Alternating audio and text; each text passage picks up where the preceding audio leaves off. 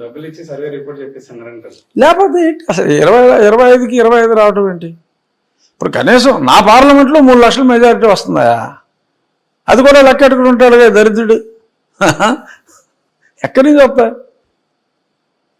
Sir మీరు మేము ఇక్కడ ఉండి గ్రౌండ్ రియాలిటీ తెలియదు అని చెప్పేసి అంటున్నారు. మీరు కూడా పార్లమెంట్ వెళ్ళారు. బేసిక్ గా నమ్మించి నీకు గ్రౌండ్ రియాలిటీ తెలుసుకోవాల్సిన అవసరం లేదా? ఆంధ్రప్రదేశ్ ప్రజల్ని నమ్మించాడు, ఒక ఛాన్స్ ఇవ్వండి అని చెప్పేసి. అవును, వాళ్ళ సంక్షేమ దిశగా ముందుకెళ్ళట్లే, అభివృద్ధి కార్యక్రమాలు చేపట్టట్లే, ఒట్టిగా ఒక పథకాల రూపాయల కథ లబ్ధి చేకూర్చి ముందుకెళ్తాం. ఆ పథకాలు కూడా ఫ్రాడ్. టైటిల్స్ మార్చాడు.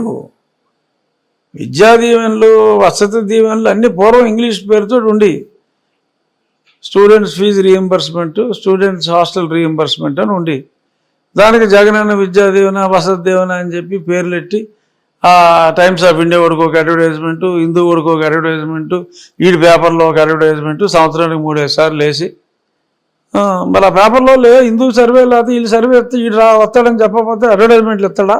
ఆంధ్రజ్యోతికి ఇస్తున్నాడు అడ్వర్టైజ్మెంటు, ఎందుకు ఇవ్వట్లా? వీడు పోతాడన్నాడని ఇవ్వట్లేదు. వాడికి ఎందుకు ఇస్తున్నాడు? వీడు వస్తానన్నాడని ఇస్తున్నాడు. ఇంకో కారణం చెప్పు. విద్యా వ్యవస్థకి పెద్ద ఎత్తున నిధులు కేటాయించడం వాస్తవం. పిచ్చోళ్ళ ఉన్నావా అసలు? నువ్వు అక్కడికి వెళ్ళి గ్రౌండ్ రియాలిటీ అసలు నువ్వు స్కూల్స్ చూడు. 6,000 స్కూల్స్ మూసేసాడు. 6,000 స్కూల్స్ మూసేశాడు. సిబిఎస్ఈ సిలబస్ అసలు ఈ స్కూల్ స్టాండర్డ్స్కి సిబిఎస్ఈ అంటే అదల పోయా అంటే నాకు ఈ సిలబస్ కాదు, నేను ఇంటర్నేషనల్ సిలబస్ పెడతాను, ఐబీ సిలబస్ పెడతాను అని చెప్పి మాట్లాడుతున్నాడు. ఒక టీచర్ రిక్రూట్మెంట్ లేదు. గతంలో ఉన్న టీచర్లకి అసలు ఐబీ సిలబస్ అంటే ఏంటో కూడా తెలియదు. ఎంతసేపు ఆ బైజూస్తో కలిసి కన్నాలు వేయటం, ఆడో కన్నగాడు ఈడో కన్నగాడిలా తయారయ్యారు. బైజూస్తో కలిపి ల్యాప్టాప్లు కొంటాం, అది కొంటాం, ఇది కొంటాం అని చెప్పి ఈ కన్నాలు వేయడానికి తప్ప అక్కడ చేసింది ఏమీ లేదు. విద్యా వ్యవస్థని సర్వనాశనం చేసిన వ్యక్తి ఈ దేశంలో ఎవరైనా ఉన్నాడంటే ఒక్క జగన్మోహన్ రెడ్డి. మరి ఎలా అయింది సార్? ఇప్పుడు ఆకునూరు మళ్ళీ ఏఎస్ గారు అయితే ఏంటి, జయప్రకాష్ నారాయణ ఏంటి, ఇట్లా రాజకీయ నాయకుల పక్కన పెడితే ఐఏఎస్లుగా పనిచేసి మంచి పేరు గాంచినటువంటి వీరు కూడా ఎలా అభినందించుకుంటే సామాన్య పౌరులు నాకు ఆకునూరు మురళి గారు ఎవరో నాకు తెలియదు, నేను ఎప్పుడు ఆయన చూడలేదు. ఆయన పేరు ఏదో ఈ మధ్యనే చూసా ఒకటి టీవీలో. బట్ జయప్రకాష్ నారాయణ గారు ఆయన గురించి నాకు తెలుసు. మొన్న ఏదో సందర్భంలో ఏదో మాట్లాడితే వీళ్ళు రాసుకుంటారు. మొన్న యాప్టాప్ మీటింగ్కి ఆయన వెళ్ళాడు. ఎందుకంటే యాప్టాప్ నష్టాల్లో ఉంటే జయప్రకాష్ నారాయణ గారు ఆయన అక్కడ 2 సంవత్సరాలు 3 సంవత్సరాలు పనిచేసినప్పుడు దాన్ని లాభాల మార్గంలోకి మళ్లించాడు. ఆ యాప్టాప్ ఫంక్షన్ అయితే నష్టాల్లో ఉన్నదాన్ని ఒరిజినల్గా లాభాల్లోకి తీసుకొచ్చిన వ్యక్తిగా జయప్రకాష్ నారాయణ గారిని పిలిస్తే ఫంక్షన్కి వెళ్ళారు. సరే వీళ్ళు జగన్మోహన్ రెడ్డిని చూసి మురిసిపోయి ముచ్చట పడిపోయి జయప్రకాష్ నారాయణ గారు ఈ పార్టీలో విజయవాడ అభ్యర్థిగా పోటీ చేస్తున్నారని రాసుకుంటే what is this non sense అని తిట్టాడు. సో యాప్టాప్ ఫంక్షన్ అని వెళ్ళాడు. ఇతను ముఖ్యమంత్రి కాబట్టి అటెండ్ అయ్యాడు. ఏదో అటెండ్ అయ్యాడు కదా అని చెప్పి జయప్రకాష్ నారాయణ గారు పొగిడారంటే ఈ కార్యక్రమాన్ని ఉద్దేశించి నా ప్రశ్న సార్, గతంలో కూడా వారు అక్కడ విద్యా వ్యవస్థని గతం కంటే మెరుగ్గా ముందుకు తీసుకెళ్తాం. పేపర్ చదువుకుంటాడు ఆయన కూడా నీకులాగా. గ్రౌండ్ రియాలిటీ తెలుసుకుంటే ముసుగు కూర్చుంటారు. 6,000 స్కూల్స్ మూసేసి ఏంటి చెప్పేది అదోసలు నాన్ సెన్స్. అదేంటంటే ఏదో ప్రజల్ని మభ్యపెట్టడానికి ఇంగ్లీష్ మీడియం నేను తీసుకొస్తున్నాను, నన్ను లాపుతున్నారు. ఎవడాపాడు నిన్ను? టీచర్లు రిక్రూట్ చేయి, ఇంప్రూవ్ ది స్టాండర్డ్స్. ఇంగ్లీష్ మీడియమే కావాలనుకున్న వాళ్ళకి ఇంగ్లీష్ మీడియంలోనే జాయిన్ అవుతారు. కొంతమంది అప్ టిల్ రాజ్యాంగం ఏం చెప్తుంది, 5వ క్లాస్ దాకా మాతృభాషలో విద్యాబోధనకి అవకాశం ఇవ్వాలి అని రాజ్యాంగం చెప్తుంది.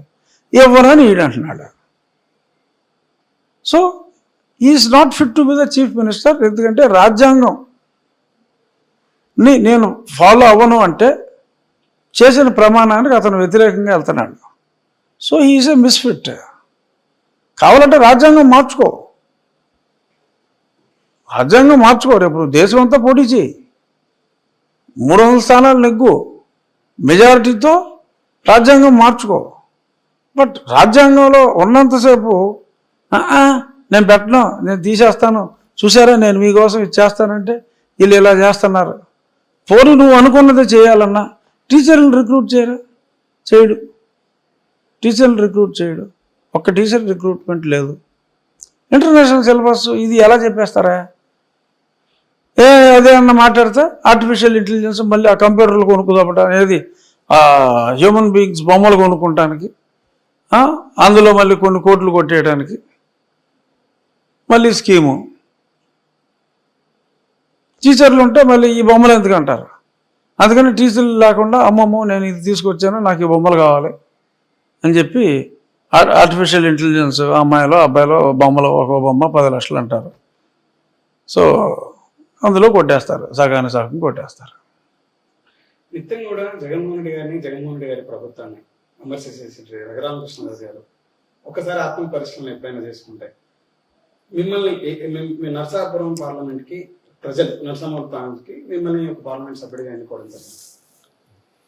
వాళ్ళు కొన్ని ఆశలు పెట్టుకొని ఉంటారు. రఘురామకృష్ణరాజు గారు మా ఎంపీ అవుతే మాకు ఈ కార్యక్రమాన్ని చేపడతాడు, మమ్మల్ని ఈ విధంగా ముందుకు తీసుకెళ్తాడు, మా జీవన ప్రమాణాలను మెరుగుపడడానికి దోహదపడతారని చెప్పేసి 2019లో ఎన్నిక కాబడినటువంటి రఘురామకృష్ణరాజు గారు ఈ 4 సంవత్సరాల కాలంలో ఏం చేశారంటే నరసాపురం పార్లమెంట్ ప్రజల కొరకై వాళ్ళ జీవన ప్రమాణాలు మెరుగుపడతారు ఎటువంటి డెవలప్ యాక్టివిటీ చేశారంటే? పులివెందుల్లో మా వాడు జగన్మోహన్ రెడ్డి ముఖ్యమంత్రి అయిన తర్వాత లోకల్ ఎమ్మెల్యే అతను. లోకల్ ఎమ్మెల్యేగా ప్రజలకి ఎన్ని అంచనాలు ఉంటాయో నీకు తెలుసు. ఎందుకంటే పాలేరు ఎమ్మెల్యే, ఎంపీ కాదు. అలాగని ఎంపీ దొరని నేను అంటలా, బట్ ఎమ్మెల్యే పాలేరు ప్రజల దృష్టిలో. పులివెందులు పాలేరుగా ఎన్నుకోబడ్డ ఎమ్మెల్యే ఎడుగురు సంధిని జగన్మోహన్ రెడ్డి ఎన్నిసార్లు పులివెందులు వెళ్ళాడు చెప్పు? దాని మీద 50 రెట్లు ఎక్కువ వెళ్ళాను నేను. ఎందుకంటే అతను నాకు తెలిసి వాళ్ళ ఫాదర్ దినానికి పుట్టినరోజుకి వెళ్ళాడు తప్ప ఇంకోసారి మటన్ షాప్కో ఒకసారి ఫిష్ షాప్కో ఓపెనింగ్ వెళ్ళాడు. ఎన్నిసార్లు వెళ్ళాడు చెప్పు? పులివెందులు ఎమ్మెల్యే పులివెందులు ఎన్నిసార్లు వెళ్ళాడు చెప్పు? అంతకంటే నేను ఎక్కువసార్లు వెళ్ళడం మీద నేను ప్రశ్న వేయలేదు సార్. మీరు అక్కడ పార్లమెంట్ సభ్యుడిగా ఉండి మీ పార్లమెంట్ లోని ప్రజలకు అదేనమ్మా, పార్లమెంటు సభ్యుడు పాత్ర ఏంటో మీకు తెలియదు. మీరేంటంటే మీకు ఎంతసేపు ఎవరికన్నా ట్యాప్ లేకపోతే ట్యాప్ వేయటం, ఎవరికన్నా డ్రైనేజ్ బ్లాక్ అయిందంటే ప్లంబర్ ఆశాలు వేయాలి,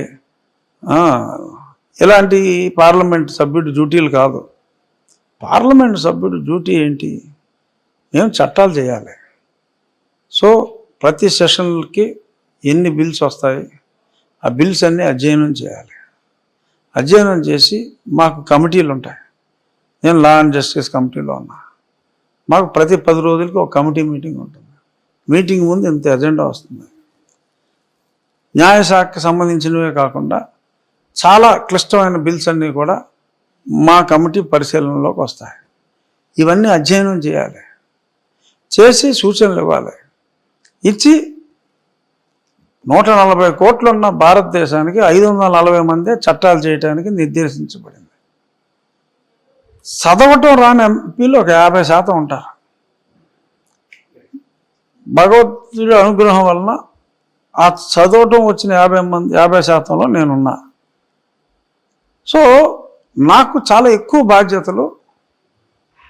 దేశం కోసం చట్టాలు చేస్తే భవిష్యత్తులో ప్రజలకి ఎలాగ ఉపయోగపడతాయి అనే దాని మీద ఆలోచన చేయటానికి ప్రథమ కర్తవ్యం ఆఫ్ ఎంపీ తప్ప ట్యాపులు వేయటానికో లేకపోతే వాళ్ళ ఇంట్లో దూడ అయినందంటే గడ్డి వేయడానికో ఎంపీ ఉద్దేశించబడాల. మాకు ఒక పవిత్రమైన బాధ్యతలు ఉన్నాయి. ఆ బాధ్యతలు నిర్వహిస్తూ నా నియోజకవర్గంలో మా ఆఫీస్ స్టాఫ్ ఉన్నారు. నేను అందరికీ ఫోన్లో అందుబాటులో ఉంటా. నేను వర్చువల్గా ఇటు స్కూల్లో పాఠాలే వర్చువల్గా చెప్పేస్తానంటాడు మా వాడు జగన్మోహన్ రెడ్డి.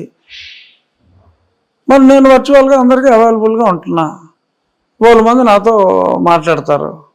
వాళ్ళకి ఏదన్నా సమస్య ఎంపీ స్థాయిలో తీర్చగలిగిన సమస్య ఉంటే తీర్చుతాను తప్ప నా పిల్లం నన్ను కొట్టిందని ఎవడో మొగుడు ఫోన్ చేస్తే, నా మొగుడు నన్ను తిట్టాడంటే బూతులు తిట్టాడని పిల్లం ఫోన్ చేస్తే నా ఇంట్లో కరెంటు పోయిందని చెప్పి చీకటిగా ఉందని చెప్పి ఎవడో ఫోన్ చేస్తే ప్రతిస్పందించడానికి ఎంపీ కాదు. నా ఎంపీ లాడ్స్ నిధుల్ని సక్రమంగా ఒక పైసా కరప్షన్ లేకుండా టు ది నీడీ గ్రౌండ్ లెవెల్లో యూటిలైజ్ చేయటం నా ప్రథమ కర్తవ్యం. అందులో నేను చక్కగా చేస్తున్నా. ఇప్పుడు మొన్న రైల్వే స్టేషన్లో ఆధునీకరణ అని పెట్టారు. నేను వెళ్ళి అడిగా, నాకు కనీసం 3 స్టేషన్లు ఇవ్వాలి, మిగిలిన చోట 1, 2 ఇస్తున్నారు, నాకు 3 స్టేషన్లు కావాలి. నా నియోజకవర్గంలో 3 స్టేషన్లు ఆధునీకరణలో నేను పెట్టించుకోగలిగా. అది మళ్ళీ వాటర్ స్కీమ్కి నా జిల్లాకి ఇవ్వాలి అని చెప్పి అడిగా. వాళ్ళు అక్కడి నుంచి కూడా కమ్యూనికేట్ చేశారు. 60% నిధులు వాళ్ళు ఇస్తారు, వీళ్ళు 40% ఇవ్వాలి, వీడి దగ్గర రూపాయి లేదు, ఏం చేస్తాం? సో వీళ్ళు మార్జిన్ మనీ లేక ఇబ్బంది పెడుతున్నారు. అటువంటివి కొన్ని నేను కేంద్ర నిధులు తీసుకురాగలిగినా చేయలేకపోయాం. ఎవరో చేయలే. రాష్ట్ర ప్రభుత్వం సహకారం డెఫినెట్గా ఒక ఎంపీగా ఈ రాష్ట్రంలో మేబీ కేసీఆర్ నాని ఒకటి బాగా చేశాడు. అలా కొద్దిమంది 2, 3 తప్పించి మిగిలిన వాళ్ళందరికన్నా నేను దూరంగా ఉన్నప్పటికీ కూడా my performance is certainly superlative compare to many. మళ్ళీ ఒకసారి అవకాశం ప్రజల ఆశీర్వాదం ఉంటుందంటారు. ఖచ్చితంగా ఉంటుంది.